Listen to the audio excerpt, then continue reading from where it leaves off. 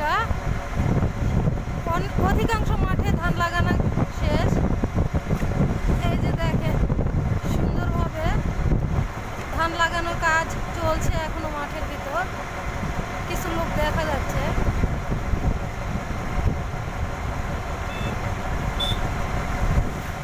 এই সাইড দিয়ে দেখেন সুন্দরভাবে সব জমিতেই ধান লাগানো হয়ে গেছে।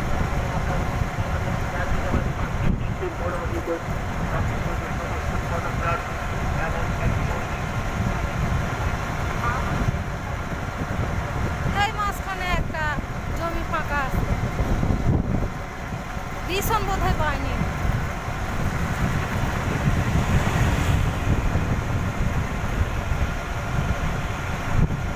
আলু এখনো এই জমির উঠানো হয়নি। দেখা যাচ্ছে সরিষা আছে।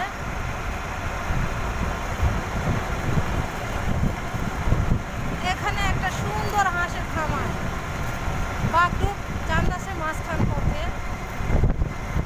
এই জমিটা লোক নাই, এখনো লাগায়নি, এটার অর্ধেক হয়েছে। গাইস, এই ছিল এই মাঠের পরিস্থিতি।